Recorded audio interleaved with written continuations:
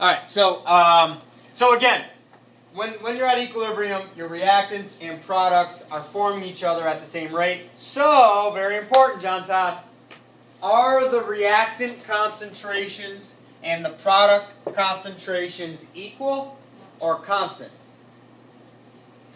Constant. In other words, it will always be 3 reactants and 2 products. 3 does not equal 2. Everybody here knows that. Little kids understand that. 3 doesn't equal 2. So you guys know that. What I mean by constant is it doesn't change. These 2 will always be produced.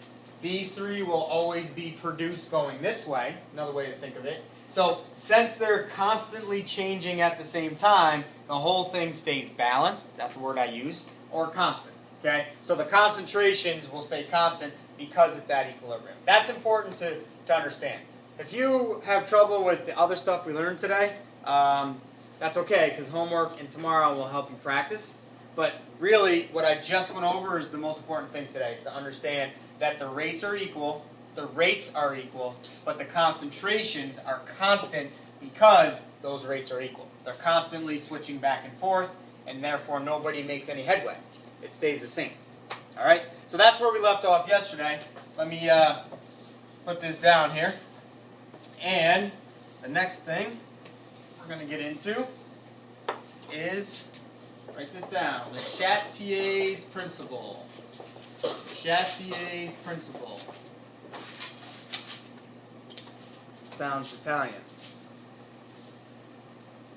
Just kidding.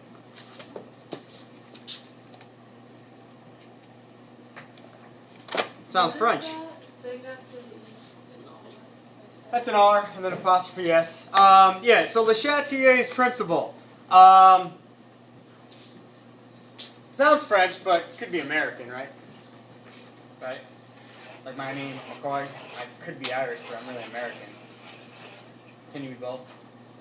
Yeah. Actually, probably not. It couldn't be American. What's that? Probably couldn't be American. Probably. Because it has, like, land on it. What if Zane's last name was Le Chatelier? Well, like... He's American. I would be many things. Yeah. All right.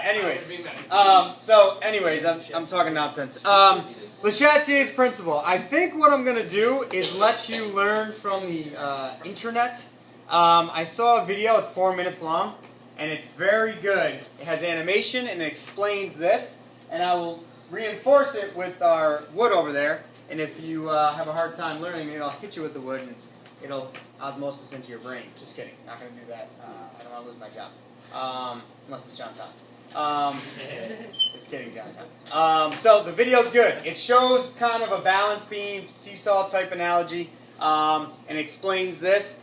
I'll briefly explain it so you know what you're watching. What happens is when you have equilibrium, so I'll attempt to hold this even though I have one bum arm here.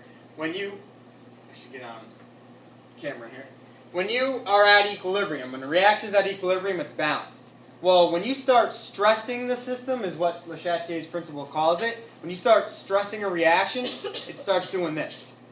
Okay, this is the whole seesaw analogy. This is not balanced. It's not at equilibrium. Well, neither is this. So what happens is if you stress a system that used to be balanced and you make it imbalanced, unbalanced, it's going to shift to go back to being balanced. So naturally the reaction will alter the reactant concentration or product concentration. It'll start shifting around to go back to being balanced. That's what it's all about, being balanced. So that's what the video is going to show. So really I just want you to watch the video, pay attention to it, kind of absorb what you see. Not necessarily write down a whole lot because we're going to go through it anyway, but I think it's very good the way that they present it. So can you guys get the lights, please? Or someone get the lights? Can you get those? And here we go. Does that have a blue light around the dial? Okay. All right, here we go. Well, whoever watches this video is going to be watching a video while Watching a video while watching a video, yes. No. I better not jump yet. Where were you, Luke? Alright. So, here we go. In this lesson, you will learn about Le Chatelier's principle. which explains what a system at equilibrium does in response to stresses. Let's return to our original example of you digging a hole and your friend refilling it simultaneously. If you start digging at a rate faster than refilling, the hole gets larger. In order to maintain a constant size of the hole, your friend must work harder to fill it faster. Following on the same idea, when a chemical system at equilibrium is stressed, the system works to restore equilibrium. This is Le Chatelier's principle. The stresses are changes to the concentration of either the reactants or products, changes to the pressure, although this is only applicable to gaseous systems, changes to the temperature. Let's examine a hypothetical reversible reaction at equilibrium where reactant A reacts with reactant B to form product C and product D. If we added more A and B, the system becomes stressed and is no longer at equilibrium. To counteract the stress, the system forms more C and D in order to remove the excess A and B. The equilibrium, therefore, shifts to the right. If we added more C and D, the system becomes stressed and is also no longer at equilibrium. So to counteract stress, the system forms more A and B. Therefore, the equilibrium shifts to the left. What happens if we remove C and D as they are being produced, or if the concentration of C and D is decreased? Please pause the lesson to think about this and resume when you are done. The system is now stressed and no longer at equilibrium. To counteract the stress, more C and D are produced, so equilibrium shifts to the right. When concentration increases, equilibrium shifts to the opposite side of the reaction. When concentration decreases, equilibrium shifts to the same side of the reaction. Changes in pressure. The stress to a system at equilibrium is only applicable to gaseous systems. For this stress, we will examine another hypothetical reaction at equilibrium, where reactant A reacts with 2 moles of reactant B to form product C and product D. An increase in pressure means that there is a decrease in volume, so there is less space. Equilibrium. The pressure is harder to understand, so I'm just gonna stop for a second and repeat what they just said with concentration. And this is actually hard with one arm. So, but if I'm at equilibrium, okay, reactants are over here, products over here. If I add more reactants to this, so think of the seesaw analogy. This is not cool. Okay, think of the seesaw analogy here. So you got a seesaw and reactants. So people hop on this side. What's going to happen to this? It's going to be heavy, right? So no one's over here. People are sitting over on the left side. Is everyone with me? Make sense? How can this go back to being balanced?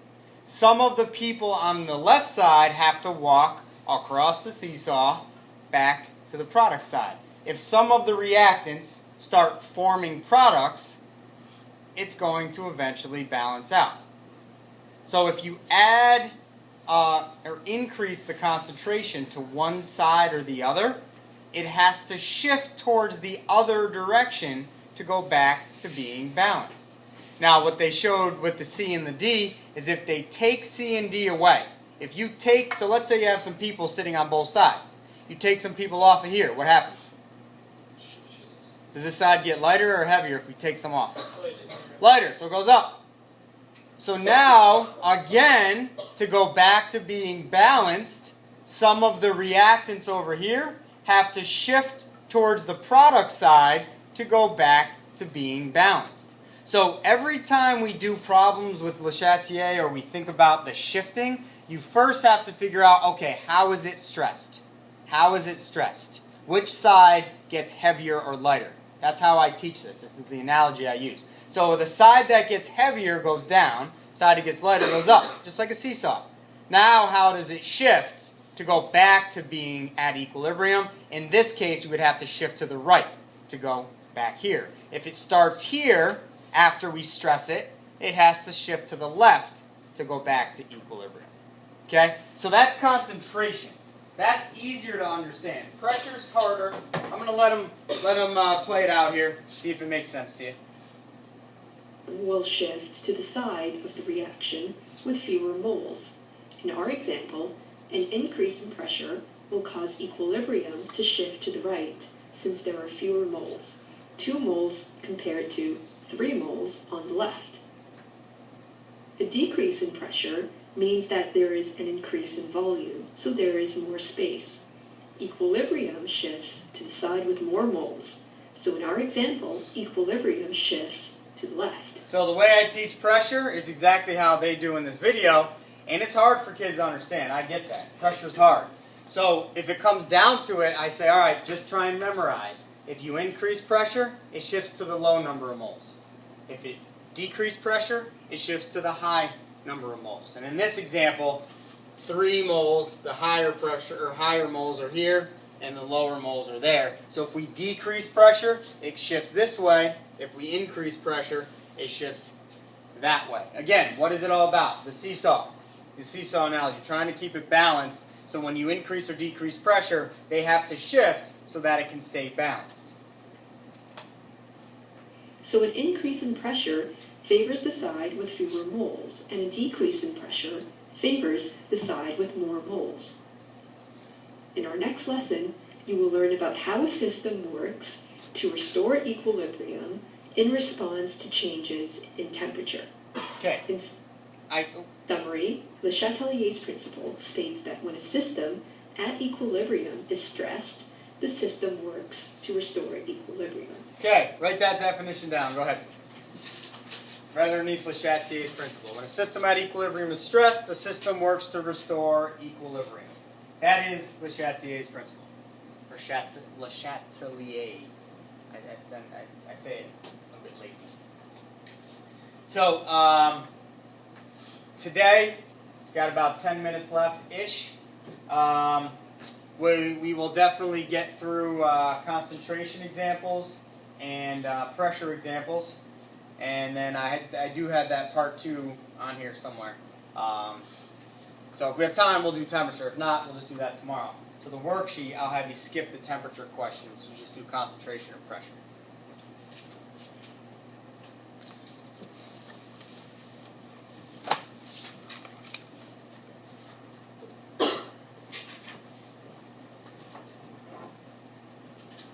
And then I got to show you something too. So, you guys get the lights, please, or someone get the lights, get the blinds. Okay. All right. So, let's see here. I always mark this. I don't know if it's going to work. I had it going yesterday.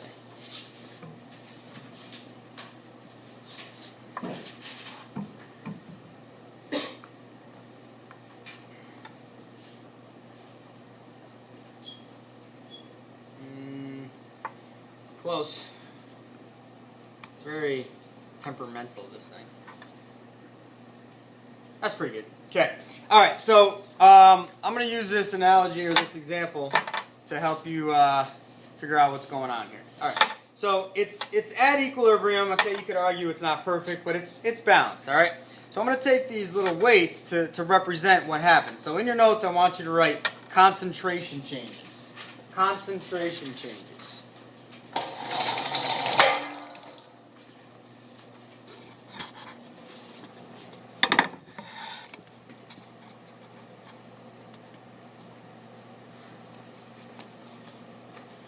Is that good, Sydney? Is that going to bother you? Okay. All right. So concentration changes. That's the example I'm going to use here. Okay. So concentration changes. All right. So that's the first example. And there's a method to my madness here, so I have to write it down and follow my little procedure. All right. So I'm going to take four of the 100s. I'm going to put them on the reactant side. So obviously, if we have all reactants and no products, this thing's not going to be at equilibrium. Okay? All reactants, no products. So how could I show how this thing shifts? Because it was balanced, now it's not. How is it going to shift to achieve equilibrium again? Look. It's going to shift towards the product side. So if we add reactants, so if we increase the concentration of reactants, they're going to have to react. Take two of these, put them over here to form products. Okay? And if the two reactants come together and make the products, okay, it may not be perfect, but just go with me, it's the best I can do.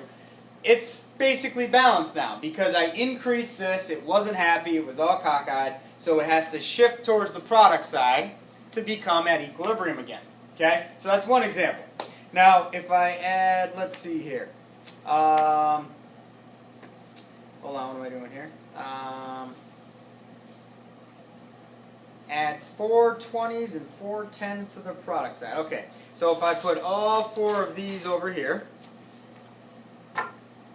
and I add 4 of these here, so I'm adding more products. So now again, I'm increasing concentration, but this time I'm adding more products. Again, it's now stressed. It's not at equilibrium. So what has to happen to go back to being at equilibrium? What do we have to do?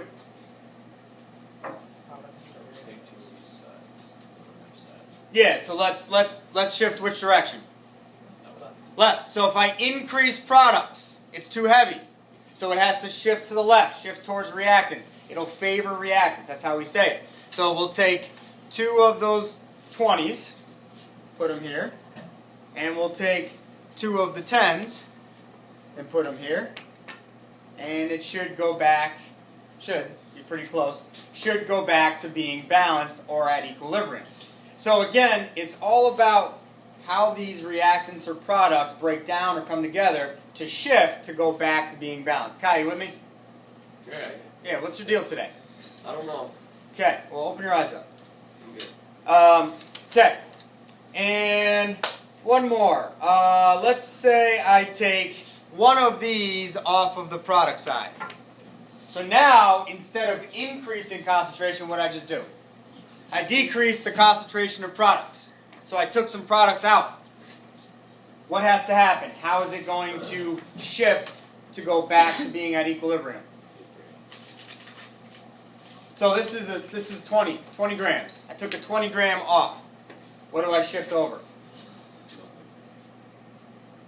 What? 10 grams. A 10 gram. Because I have 2 10 grams here. I take a 10 and shift it over here, and it will go back to being balanced. So here's what I want you to think about. If I decrease the concentration of the products, I just took that off, what happens to the concentration of reactants? Say it again? Decreases. I want everyone to pay attention right now. I took this 20 off of the products. So it was like this. Some of your reactants have to react to produce what I just took away. It has to replace it. That's kind of like the dirt in the hole concept. This has to shift. As a result, the concentration of the reactants went down. There's less on this side now. Okay? So it's not